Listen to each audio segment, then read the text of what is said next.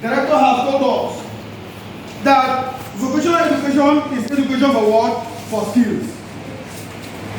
And therefore, if we must see entrepreneurship as that component or element of our teaching and learning that has to prepare students with skills to create and manage their businesses, then we must know that we are pushing them into what? A vocation. I don't know if you understand me. Now, he also said that a vocation is a calling. Calling means the natural talents, the abilities, natural endowments that once you harness them, you will be able to maximize your potential and your work energy. Now, Prosser and Quinley in 1949 developed some principles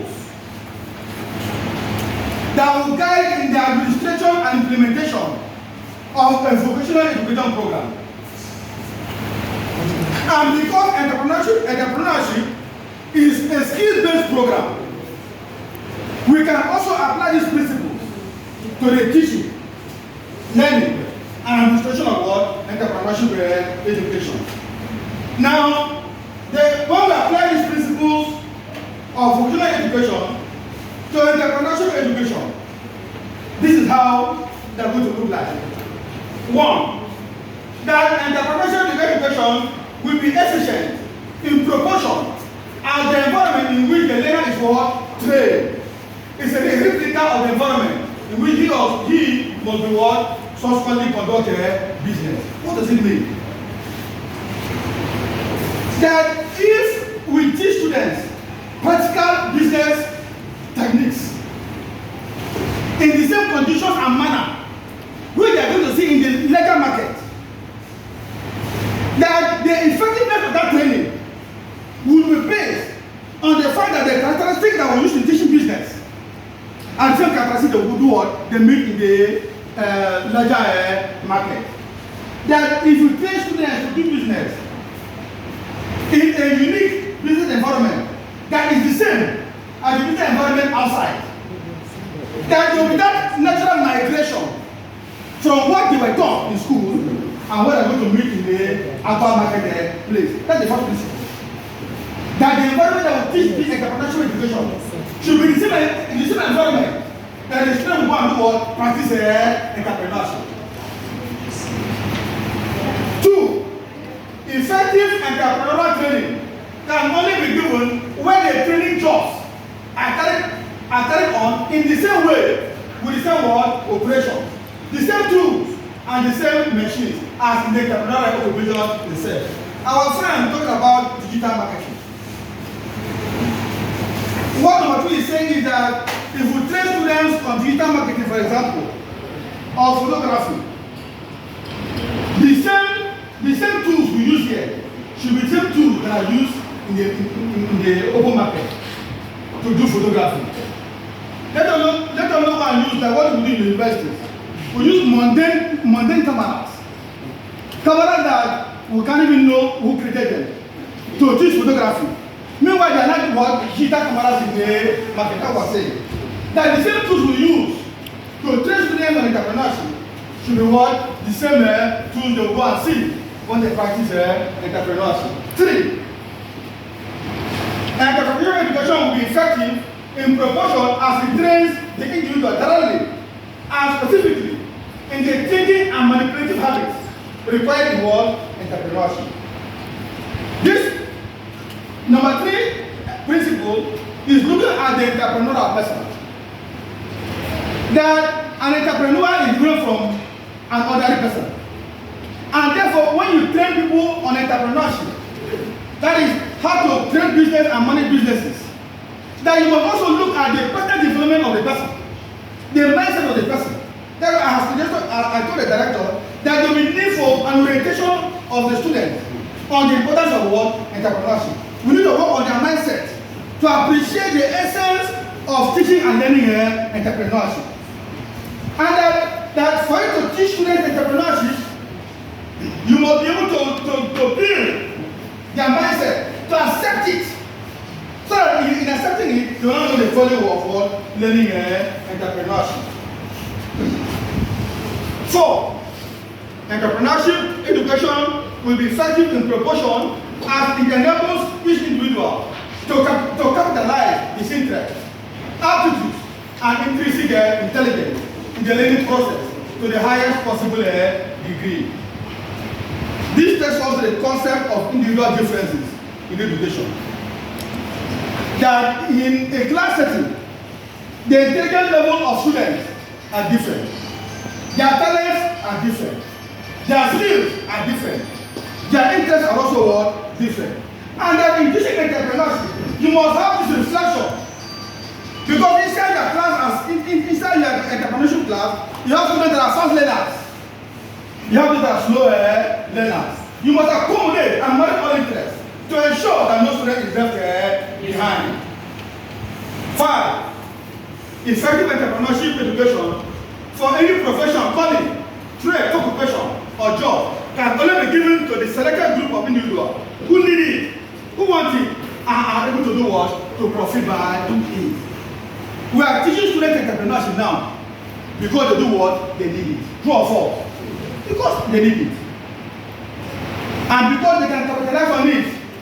They need it because of the issue of unemployment, graduate unemployment. So they need it to be self-employed upon leaving school. 6. Entrepreneurship training will be effective. Now, if you watch the church when I used to, I'm now marrying entrepreneurship training with entrepreneurship education. Because the difference between training and education is that when education appeals to the cognitive domain, training does what? Appeals to the psychomotor domain. Okay. So number 6, entrepreneurship training will be effective in proportion as the specific training experiences for forming the right habits of doing and thinking are repeated to the point the habits developed are those of the finished skills necessary for gainful entrepreneurial employment. When we teach GST 102, GST 202 should stand on GST 102. I don't know if you understand now. And GST 302 should stand on what? GST 202. That's what I'm saying. That there should be a foundation, and that when that foundation is laid, subsequent learning should be depending on the foundation. There should be that progress from a lower level to a higher level. 7. Entrepreneurship education will be effective in proportion as the instructor has had successful experience in the application of skills and knowledge to the operation and processes he undertakes to teach. If you look at NUC guidelines, strictly, they have advised universities to ensure that those that teach entrepreneurship have businesses that do. If you follow university guidelines, NUC guidelines, for you to teach entrepreneurship in the university, you must have a business degree. Because it's expected that it is the knowledge of practice that you do what? You transfer into the classroom.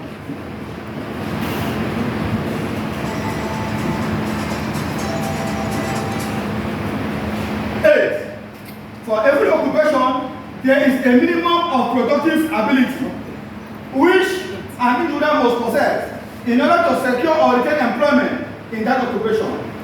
If entrepreneurship education is not carried to that point with that individual, it is neither personally or socially effective. The content of entrepreneurship. At the end of the training, can we say that our students are ready to practice entrepreneurship? That's the question we need to address here. In terms of the content that we offer to students. 9. Entrepreneurship education must recognize conditions as they are and must target individuals to meet the demands of the market. Even though it may be true that more efficient ways of conducting the occupation may be known and that better working conditions are highly desirable. When Prof was discussing about one of the objectives of business, he was talking about the needs of the society. That first and foremost, the essence of going into business is not to make profit, but to provide a need or to solve a problem. There's a post I posted, I think 2 days ago, in my Facebook page. I said, leave money aside, leave money, pursue vision. Money will pursue you. Are you following me now? You do what? You keep money aside, go after your vision. That vision will do what? Will transform into money, and money will not be what? Looking for you. If you start looking for money, then the vision will die. Then the money itself will not see. But if you are focused on your vision, and you tell your energies towards ensuring that your vision is actualized, money will do what? Follow you. Prof also gave an example how he will drive to go and look for food. The person that established that business didn't expect that Prof was going to drive from very far to come and eat there. But when you need to do what? To establish a business. How will they establish a business? It is a business that will not do what? Drawing Prof to come and spend money. True or false? That's the power of vision. You look at your vision, you implement your vision, and money will now follow.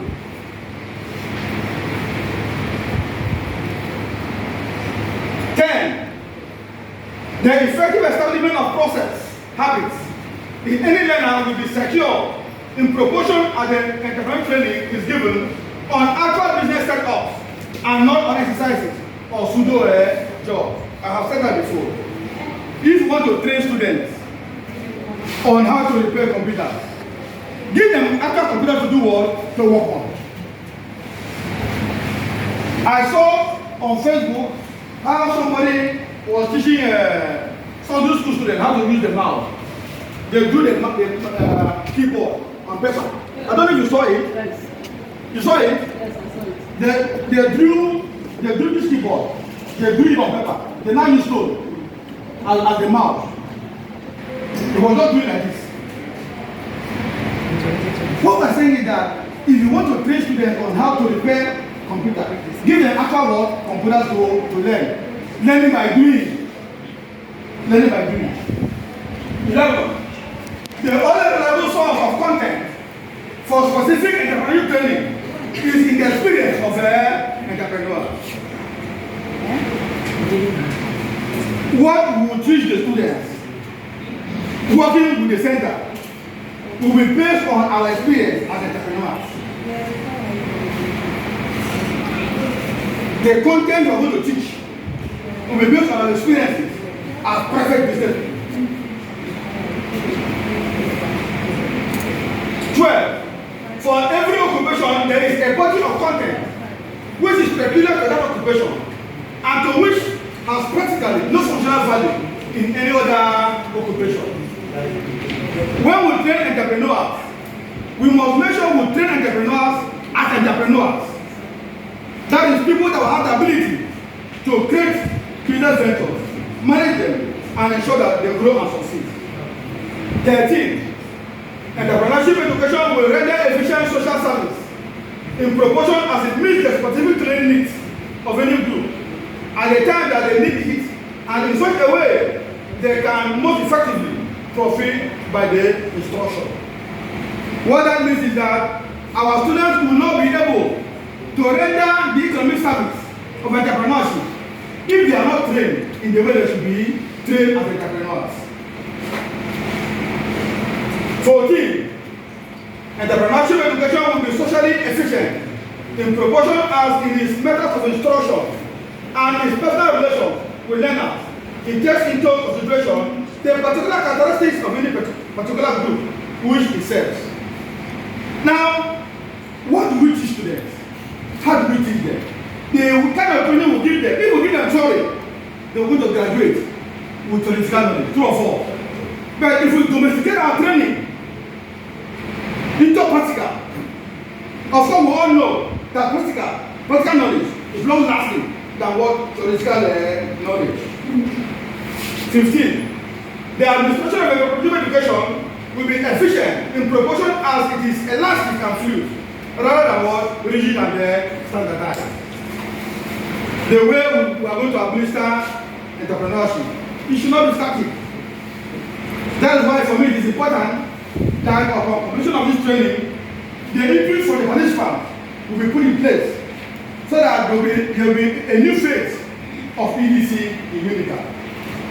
That when you have decided complementary education, collect facts, change structure, don't remain in one place.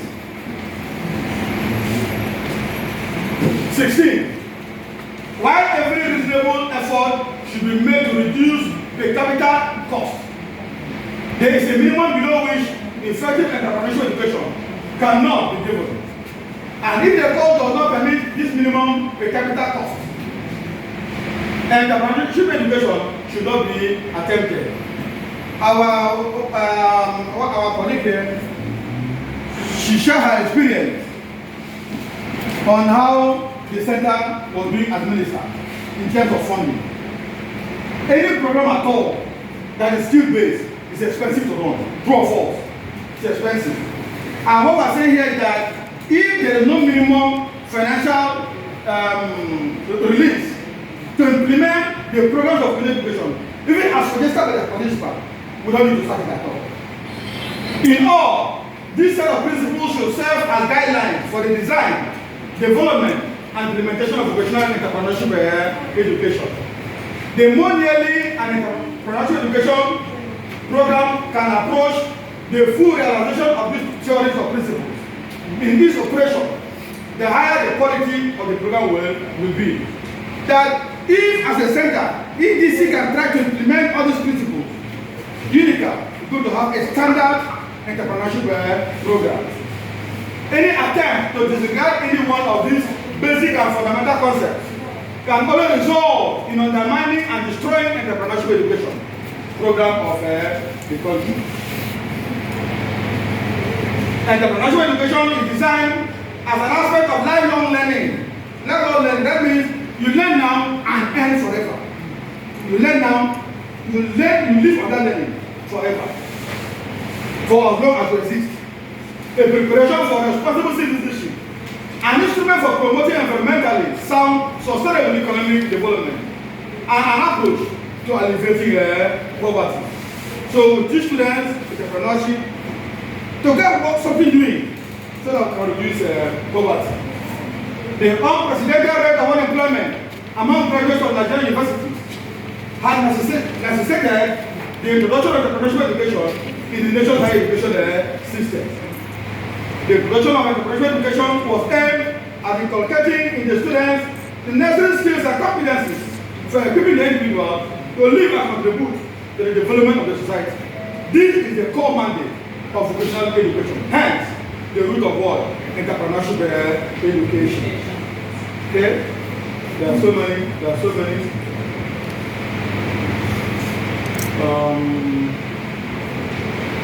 Okay, let us take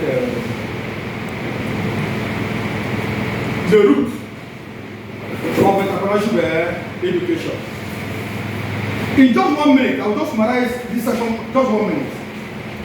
From all that has been said, it is very obvious, it is very clear that vocational education is the root of what? Entrepreneurship education. And that they know we can separate entrepreneurship education from vocational education. Because vocational education itself is education for skills. And entrepreneurship is education for what? Entrepreneurial skills. Thank you and God bless you.